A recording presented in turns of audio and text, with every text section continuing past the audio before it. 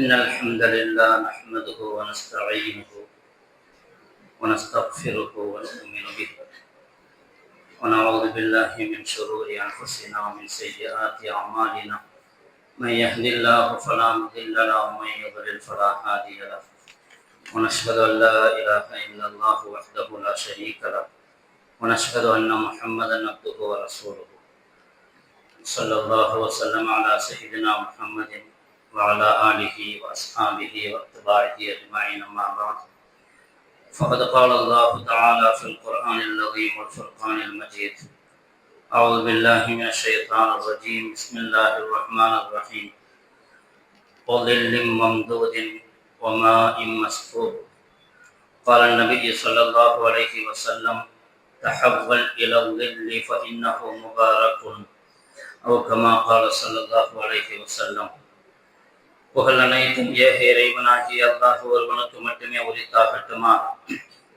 அல்லாஹினுடைய சலாத்தும் சலாமும் அன்பும் அருளும் நம் உயிரினும் மேலான முஹம்மது ரசூலுல்லாஹி ஸல்லல்லாஹு அலைஹி வஸல்லம் அவர்களின் மீதும் அவர்களுடைய தோழர்கள் குடும்பத்தார்கள் அவர்களை பின்பற்றி வந்த தாபிஈன்கள் தபஉ தாபிஈன்கள் ஃபுகஹாக்கள் ஷுஹதாக்கள் நல்லவர்கள் நம் அனைவரின் மீதும் என்றென்றும் நின்று நடவட்டுமா. அல்லாஹினுடைய மேலான ரஹ்மத்தையும் அவனுடைய பொருத்தத்தையும் பெற்றுக்கொண்டு நல்லடியார்களுடைய கூட்டத்திலே அல்லாஹ் நம்மை கபூல் செய்தல்வானாக.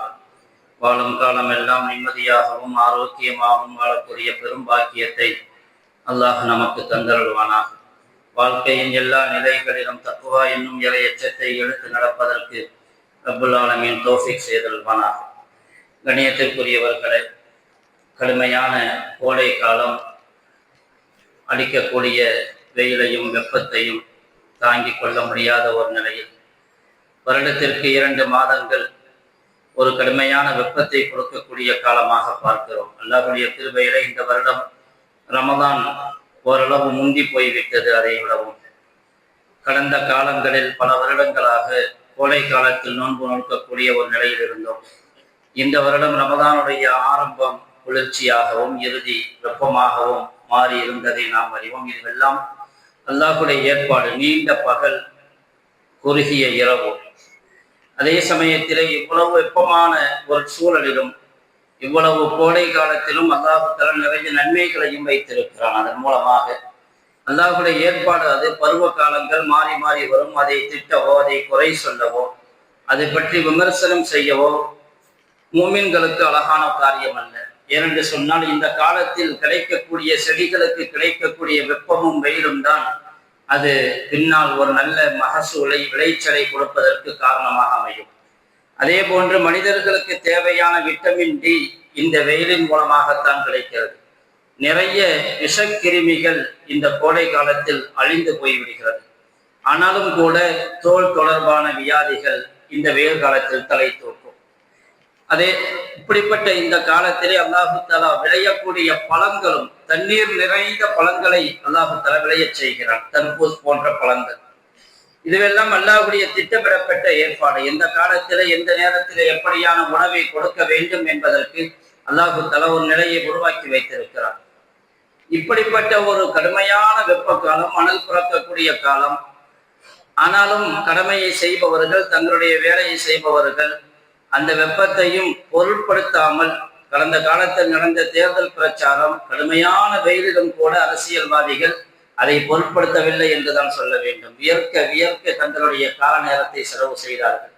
என்னவானாலும் பரவாயில்லை, 20 நாட்களுக்கு பிறகு உடலை எப்படி வேண்டுமானாலும் சரி செய்து கொள்ளலாம். அந்த 20 நாட்களில் உடல் எப்படி ஆனாலும் பரவாயில்லை. பல பேருடைய பிரச்சாரம் செய்து செய்து கடைசி நாட்களில் அவருடைய பேச்சை மாறி போய்விட்டதை அறிவோம். என்னவானாலும் பரவாயில்லை செய்கிறோம் என்றால் அவர்கள் ஒரு லாபத்தை எதிர்நோக்கி இருக்கிறார்கள். ஒரு பழுத்த அரசியல்வாதியாக இருப்பவர்கள் எந்த கஷ்டத்தையும் தாங்கிக் கொண்டு வெயிலையும் இரவையும் பகலையும் பொருட்படுத்தாமல் வேலை செய்கிறார் என்றால் அதில் கிடைக்கக்கூடிய லாபமும் வெற்றியும். கண்ணியத்திற்குரியவர்களே, இந்த வெயில் காலத்திலே இந்த வெப்பத்தை தணிக்கக்கூடிய உணவுகள், பழங்கள் அதிகமாக எடுத்துக்கொள்வதையும் ஸல்லல்லாஹு அலைஹி வஸல்லம் நடைமுறையிலும் இருந்திருக்கிறார். வெப்ப காலங்களிலே தேவையில்லாமல் வெயிலில் நிற்பதையும் தவிர்த்து கொள்ள வேண்டும். அதாவது தேவை என்கிற பொழுது, வேலை என்கிற பொழுது வெயிலில் தான் சென்றாக வேண்டும், வேறு வழி இல்லை. சில சில பேருக்கு சொல்லுவாங்க, கோடை குளிர்காலமா இருந்தா பரவாயில்லை, ஏதாவது கம்பெனியை கூட போர்த்திக்கிட்டு தூங்கிடலாம், அதை விட்டு பாதுகாப்பா இருக்கலாம். ஆனா வெயில் காலத்தை தாங்க முடியாது. இன்னும் சில பேர் சொல்லுவாங்க, வெயில் காலமா இருந்தா கூட பரவாயில்லை, ஏசியை போட்டுட்டு இருந்து கொள்ளலாம், ஆனா குளிர்காலத்துல தாங்க முடியல குளிர். இரண்டுமே இரண்டு விதத்தில் கடுமைதான். ஆனால் யாருக்கு வசதி வாய்ப்பு எல்லாம் கொடுக்கிறார்களோ, எல்லா நேரத்திலும் ஏசியிலே இருக்கிறார்கள், அவர்களுக்கு அந்த வெப்பத்தை விட்டும் தவிர்த்து கொள்ளப்படுகிற சூழலில் குளிர் அவர்களுக்கு கஷ்டமாக தெரிகிறது. இரண்டுமே கஷ்டம்தான். ஆனாலும் இரண்டு காலத்தையும் அனுபவிக்கக்கூடிய மக்களுக்கு தேவையான எல்லா பலன்களையும் இரண்டு காலத்திலும் கொடுக்கிறார். தேவையில்லாமல் வெயிலில் சுற்றுவதை மார்க்கம் விரும்புவதில்லை. எந்த காரணமும் இல்லாமல் கட்டாயம் செய்ய வேண்டிய வேலைகளை நாம் செய்தால் வேறு விஷயம். ஸல்லல்லாஹு அலைஹி வஸல்லம் அவர்கள் ஒரு மனிதரை பார்க்கிறார்கள். அபூ ஹாசிம் ரலியல்லாஹு அன்ஹு, ரஆனி நபி ஸல்லல்லாஹு அலைஹி வஸல்லம் வ அன காயிதுன் அலா ஷம்ஸி, நான் கடுமையான வெயிலில் நின்று கொண்டிருந்தேன். என்னை பார்த்தார்கள் ஸல்லல்லாஹு அலைஹி வஸல்லம் அவர்கள். தஹவ்வல் இலா ظில்லி ஃபஇன்னஹு முபாரக்குன், அபூ ஹாசிம் நீங்க நிழலுக்கு போங்க, நிழல் பரக்கத்தானது என்று சொன்னார்கள். தஹவ்வல் இலா ظில்லி ஃபஇன்னஹு முபாரக்குன், தேவையில்லாம வெயிலில் நிற்காதீர்கள், நிழலுக்கு செல்லுங்கள், நிழல் பரக்கத்தானது என்று. நிழல் பரக்கத்தானது, உங்கள் உடலுக்கும் ஆரோக்கியமானது, மனதுக்கும் ஆரோக்கியமானது. மார்க்கம் உலக, அதாவது மார்க்க ஆசிரத் சார்ந்த விஷயங்களை மட்டும் பேசுவதில்லை. உலகத்திலே வாழக்கூடிய மனிதர்கள் தங்களுடைய ஆரோக்கியம், தங்களுடைய உடல்வாக்கு, அதை எப்படி பயன்படுத்திக் கொள்ள வேண்டும், இது போன்ற வழிகாட்டல்களையும் கூட ஸல்லல்லாஹு அலைஹி வஸல்லம் அவர்கள் அழகான முறையில் கொடுத்திருக்கிறார்கள். சுவர்க்கத்தினுடைய ஏராளமான நியாமத்துகள், அதில் ஒரு நியாமத்தாக அல்லாஹு தஆலா குர்ஆனிலே சொல்லுவான், வதில்லிம் மம்தூத் வமாஇம் மஸ்கூத். நிறைய நியாமத்துகள், உண்டு கிடைக்கக்கூடிய நியாமத்துகளை பற்றி மட்டும் அல்லாஹ் சொல்லவில்லை. வதில்லிம் மம்தூத், கண்ணுக்கு எட்டிய தூரம் நீண்ட நிழலில் இருப்பார்கள் அவர்கள். நீண்ட நிழல், சூரிய வெளிச்சம், சூரிய வெப்பம் ஒன்றே கிடையாது. வதில்லிம் மம்தூத் வமாஇம் மஸ்கூத், கொட்டி கொண்டு இருக்கக்கூடிய தண்ணீரில் இருப்பார்கள். அருவியில் இருந்து தண்ணீர் விழுது, முன்னாடி அந்த தண்ணீரில் நின்றார். குற்றால அருவியில் குளிக்கும் பொழுது எவ்வளவு நேரம் நின்றாலும் கூட வெளியே வர மனசு வராது. அருவியில் நின்று குளித்து பழகியவர்களுக்கு தெரியும். ஆற்றில் குளிப்பதை விட அருவியில் குளிப்பது அவ்வளவு இன்பம். தண்ணீர் மேலே விடும் பொழுது அவ்வளவு இன்பம். அதுவும் வெயில் காலமாக இருந்தால் இன்னும் கூட கொஞ்சம். அல்லாஹ் தஆலா சுவர்க்கத்தினுடைய நியாமத்தாக சொல்லி காட்டுகிறான். வதில்லிம் மம்தூத் வமாஇம் மஸ்கூத், கொட்டக்கூடிய தண்ணீரில் அவர்கள் இருப்பார்கள், நீண்ட நிழலில் இருப்பார்கள். அப்படியானால் நிழல் என்பது அல்லாஹ்வுடைய பெரும் பாக்கியம், தண்ணீரும் அல்லாஹ்வுடைய பெரும் பாக்கியம். அதுவும் குறிப்பாக கோடை காலத்திலே, வெப்பம் அதிகமாக இருக்கக்கூடிய இந்த காலத்திலே அல்லாஹ்வுடைய பெரும் பாக்கியத்தை உணரக்கூடிய தௌஃபீக்கை அல்லாஹ் நமக்கு தந்தருள்வானாக.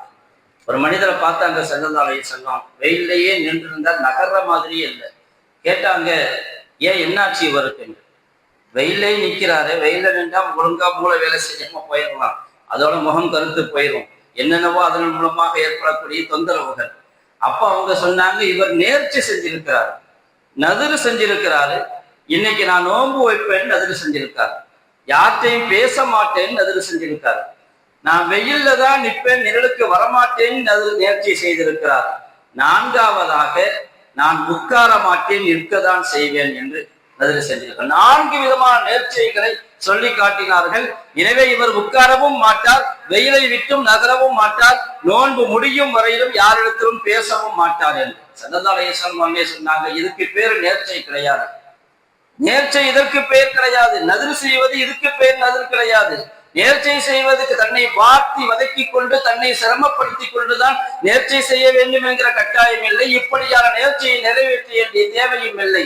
ஸல்லல்லாஹு அலைஹி வஸல்லம் சொன்னாங்க, லியதகல்லம் வல் யஸ்ததில்ல வல் யஜ்லிஸ் வல் யுதிம்ம ஸௌமஹு. அவரை சொல்லுங்க, பேச சொல்லுங்க, அவரை போய் வெயில்ல நிக்காம நிழல்ல போய் உட்கார சொல்லுங்க. நின்றுதான் ஆகணும் இல்ல, உட்கார சொல்லுங்க. ஆனா வல் யுதிம்ம ஸௌமஹு, நோன்பை நிறைவடைய செய்யுங்கள், பூர்த்தியாக்க சொல்லுங்கள் என்று. நோன்புக்கு நேர்ச்சி செய்யலாம், அது மட்டும் போதும். மற்றதையெல்லாம் தன்னுடைய உடலை வருத்தி கொண்டு, சிரமம் எடுத்துக்கொண்டு அப்படி ஒரு நேர்ச்சி செய்ய வேண்டிய தேவையில்லை. நான் நடந்தே காபத்துல்லாவுக்கு போவேன், நேர்ச்சி செய்ய வேண்டிய கட்டாயம் இல்லை. அவ்வளவு சிரமத்தை மார்க்கம் கொடுக்கவில்லை. நான் நிழலிலே நிக்க மாட்டேன், நான் வெயிலேயே தான் போவேன். பள்ளிவாசலுக்கு போகும் பொழுது எங்க வெயில் அடிக்குதோ அந்த வெயில தான் போவேன். ஏன்னா என்னை கஷ்டப்படுத்திக்கிறது அல்லாஹ்வுத்தால் நிறைய நன்மையை கொடுப்பான். இல்லை, மார்க்கம் அப்படி சொல்லவில்லை. ஒரு தடவை கோடை காலத்துல, கடுமையான கோடை காலத்துல, அதற்கு பிலால் ரலியல்லாஹு தஆலா அன்ஹு அவங்க என்ன செஞ்சாங்க, லுஹர் தொழுகைக்காக இக்காமத் சொல்ல எழுந்திருச்சாங்க. ஸல்லல்லாஹு அலைஹி வஸல்லம் சொன்னாங்க, அப்ரித், உட்காருங்க, கொஞ்சம் குளிர்ச்சி ஆகட்டும் சொன்னாங்க.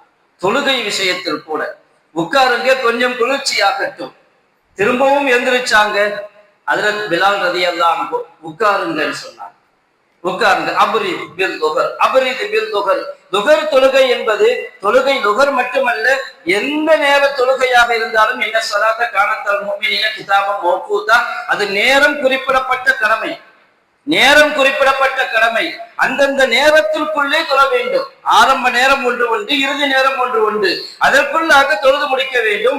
ஆனாலும் ஸல்லல்லாஹு அலைஹி வஸல்லம் அவருடைய பொதுவான நடைமுறை குளிர்கால, அதாவது லுஹர் தொழுகையை சீக்கிரமாக தொழுது விடுவார்கள் நேரம் வந்த உடனேயே. ஆனா கோடை காலத்திலே சொன்னாங்க, அப்ரி, தாமதப்படுத்துங்க சொன்னாங்க சஹாபாக்கள். ஹத்தா ரஅய்னா ஃபைஅத் தலூல், ஹத்தா ரஅய்னா ஃபைஅத் தலூல், நாங்கள் மணல் மேட்டுக்கு நிழலை பார்க்கும் அளவுக்கு தாமதப்படுத்தினார்கள் என்று. எதற்காக? இப்படி தொழுகை நேரம் குறிப்பிடப்பட்ட கடமையாக இருந்தாலும் கூட வெயில் காலத்திலே மக்கள் நடந்து வருவதற்கு நிழல் கிடைக்க வேண்டும். மரத்தினுடைய நிழல், கட்டிடத்துடைய நிழல், சுவற்றினுடைய நிழல், ஏதாவது ஒரு நிழல் வழியாக அவர்கள் நடந்து பள்ளிக்கு வந்து சேர வேண்டும். அதுவரையிலும் லுஹரை தாமதப்படுத்துங்கள் என்றார்கள் ஸல்லல்லாஹு அலைஹி வஸல்லம் அவர்கள். வெயிலில் கஷ்டப்பட்டு நீங்க பள்ளிக்கு வரணும். மார்க்கம் நம் மீது, மனிதர்களின் மீது இவ்வளவு அதாவது இறக்கப்படுகிறது. அவர்களுடைய உடலும் நன்றாக இருக்க வேண்டும், அவர்களுடைய ஆரோக்கியம் நன்றாக இருக்க வேண்டும்.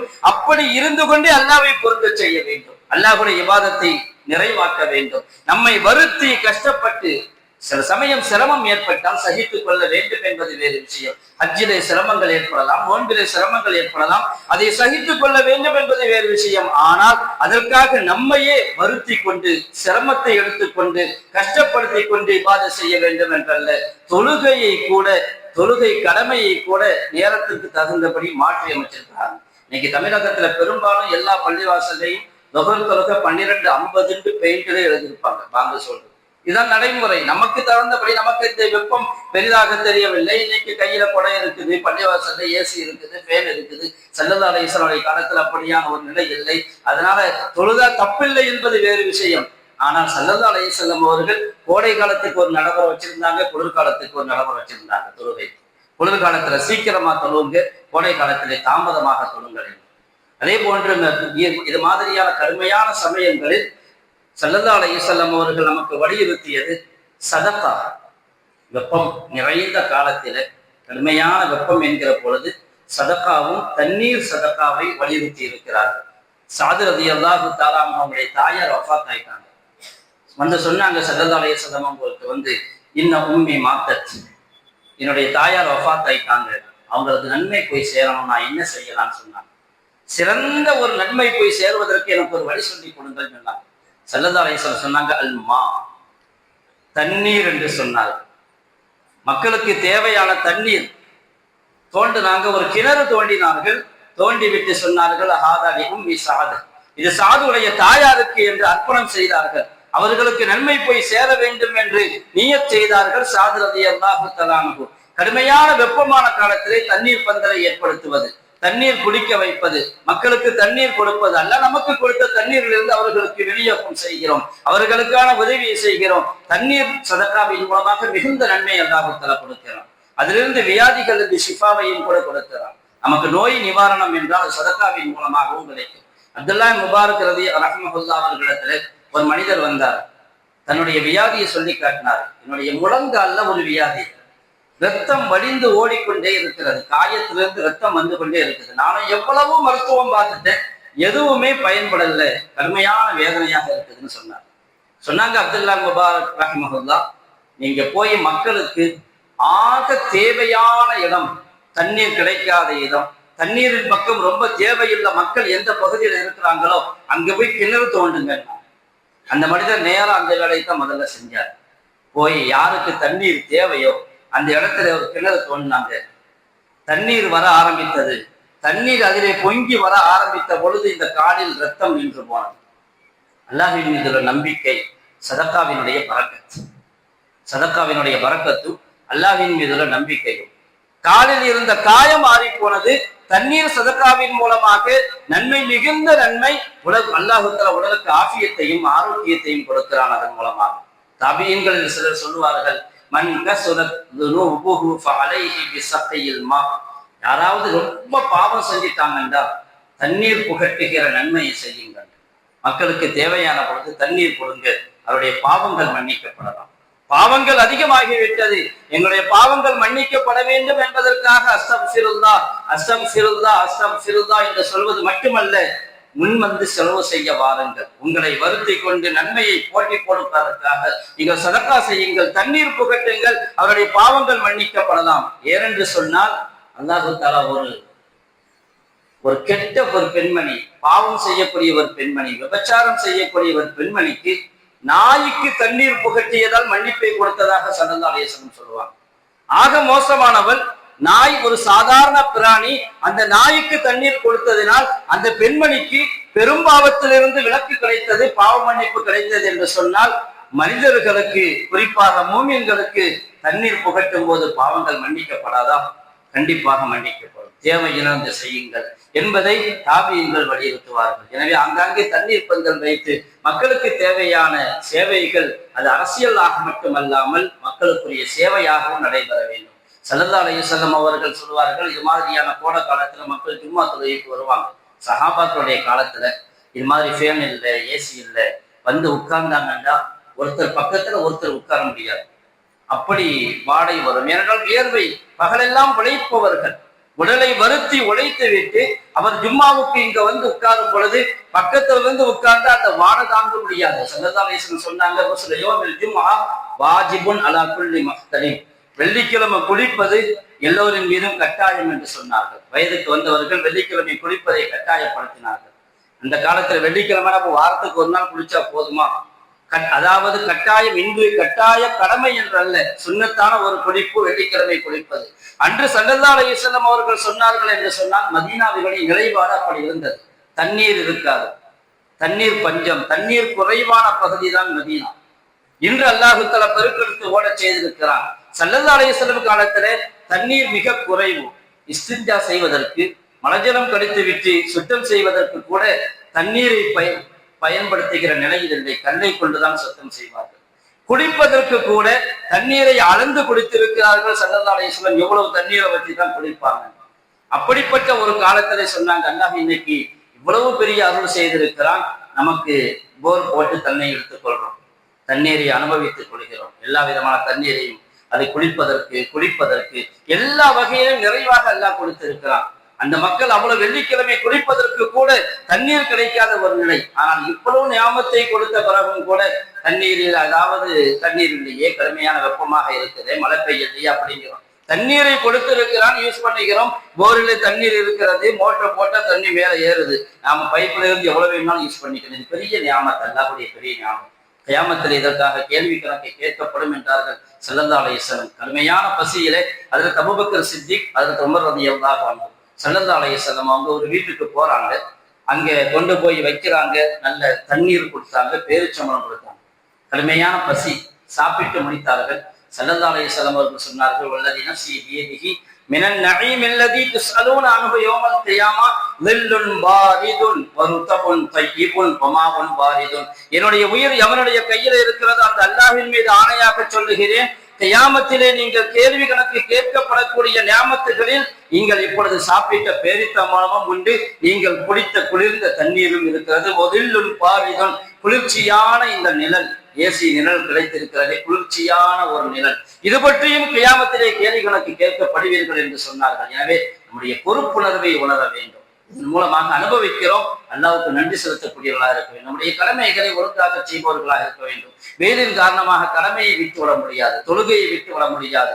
வெயிலாக இருந்தாலும் கூட தபூக் யுத்தத்திற்கு சஹாபாக்கள் நிறைய பேர் கிளம்பி போயிட்டாங்க. முனாஃபிகீன்கள் சொன்னாங்க, லா தன்ஃபிரு ஃபில் ஹர், கடுமையான வெப்ப காலமா இருக்குது, இப்ப எங்க போறீங்க, போகாதீங்கன்னு சொன்னாங்க. யுத்தத்துக்கு போறது தடுத்தாங்க. அல்லாஹ் சொன்னான், குல் நாரு ஜஹன்னம அஷத்து ஹர்ரா, நரக வேதனை, நரகத்தினுடைய வெப்பம் இதைவிட மிக கடுமையானது, இதைவிட மிக கடுமையானது. எனவே வெயிலும் வெப்பமும் நம்முடைய கடமைகளை அதை தடுத்து நிறுத்தி விடக்கூடாது. என்ன கஷ்டமாக இருந்தாலும் நம்முடைய தொழுகையாகட்டும், நோன்பாகட்டும், எல்லா காரியங்களும் நம்முடைய எவ்வளவு வெப்பமாக இருந்தாலும் குளிராக இருந்தாலும் கடமைகளை தடுக்கக்கூடிய நிலையில் ஆக்கிவிடக்கூடாது என்று பார்க்கிறோம். எவ்வளவு வெயிலும் யார் உலக ரீதியாக, அரசியல் ரீதியாக தங்களுடைய சிரமம் பார்க்காமல் பிரச்சாரத்தில் ஈடுபட்டு தேர்தல் ஒரு வழியாக முடிந்து போய்விட்டது. இப்பொழுது ரிசல்ட்டை எதிர்நோக்கி இருக்கிறது தமிழகம். இந்த சமயத்தில 85% வாக்குப்பதிவு நடந்திருக்கிறது என்கிற ஒரு பெருமிதம், இதுவரைக்கும் சரித்திரத்தில் இல்லாத வரலாற்று சாதனை என்று கூட சில மீடியாக்கள் எழுதுகிறது. நிறைய பேர் வாக்களித்திருக்கிறார்கள் என்பதில் எந்த சந்தேகமும் இல்லை. வெளியூரில் இருந்து, சில சமயம் வெளிநாடுகளில் இருந்தும் கூட வந்து தங்களுடைய கடமையை தங்களுடைய சொந்த செலவிலை செலவு செய்து வந்து வாக்களித்திருக்கிறார்கள். உண்மையிலேயே இது நாட்டினுடைய ஜனநாயகத்தின் மீதுள்ள அக்கறையை காட்டுகிறது. அதே சமயத்தில் 84%, 85% இது வரலாற்று சாதனை என்றால் கண்டிப்பாக இல்லை. ஏனென்றால் SIR மூலமாக ஏறத்தாழ 65 லட்சம் பேர் நீக்கப்பட்டிருக்கிறாங்க. 65 லட்சம் வாக்காளர்கள் நீக்கப்பட்டு வாக்களித்தவர்களுடைய எண்ணிக்கையை முந்தைய தேர்தலோடு ஒப்பிடவே முடியாது. அப்படியானால் இந்த 65 லட்சத்தை சேர்க்கணும். சேர்த்தாதான் எத்தனை % தெரியும். கூட்டி கழிச்சு பார்த்தா 2 ஒன்னாகத்தான் தெரியும். 150 பேர் இருக்கிறாங்க, அதுல 100 பேர் வாக்களித்து இருக்கிறாங்கன்னு வைங்க, எவ்வளவு வரும்? எத்தனை %? 66%. 150 வாக்காளர்கள்ல 100 பேர் வாக்களிச்சிருந்தாங்கன்னா 66%. இதுல 50 பேரை நீக்கியாச்சு, 100 பேர் தான் இருக்கிறாங்க. 100 பேர்ல 90 பேர் வாக்களிச்சாங்கன்னா 90%. ஏற்கனவே வாக்களித்ததை விட எண்ணிக்கை கம்மி தான், ஆனா % கூடும். எண்ணிக்கை குறையும் பொழுது % கூடும். அது மாதிரிதான் இப்ப நடந்திருக்குது. கூட்டி கழிச்சு பார்த்தா எல்லாம் ரொம்ப 1% கூடியிருக்கலாம், 1% கூடியிருக்கலாம்னு தான் சொல்றாங்க. பெருவாரியாக ஒன்றும் கூடியிருக்கிறது என்று சொல்ல முடியாது. ஆனாலும் கூட இந்த தேர்தலில் ரொம்ப பெரிய முயற்சி எடுத்து தங்களுடைய அரசியல்வாதிகள் தங்களுடைய கடமையை, உழைப்பை கொடுத்திருக்கிறார்கள். மக்களும் போட்டி போட்டுக்கொண்டு தங்களுடைய சிரமங்களை பாராமல் அதை நிறைவேற்றி இருக்கிறார்கள். ஆனால் இதனுடைய விளைவு, முடிவு ஒரு நல்லாட்சியாக அமைய வேண்டும். மக்களுக்கு பாதுகாப்பான, நிம்மதியான, எல்லா விதமான நலவுகளையும் செய்யக்கூடிய ஒரு நல்லாட்சி மலர வேண்டும் என்று நாம் அல்லாஹ்விடத்திலே கேட்டுக்கொள்ள வேண்டும். ரப்புல் ஆலமீன் தௌஃபீக் செய்தல்வானாக. அடிக்கக்கூடிய வேதனுடைய இந்த அனல் புறக்கக்கூடிய வெப்பத்தின் தாக்கத்தை விட்டும் நம்முடைய உள்ளடையும் உள்ளத்தையும் பாதுகாத்தல்வானாக. எல்லா விதமான ஆபத்துகள், முசீபத்துகள், கஷ்டங்கள், வியாதிகளை விட்டும் எல்லாம் நம்மை பாதுகாத்தல்வானாக. அல்ஹம்துலில்லாஹி ரப்பில் ஆலமீன். அஸ்ஸலாமு அலைக்கும் வரஹ்மத்துல்லாஹி.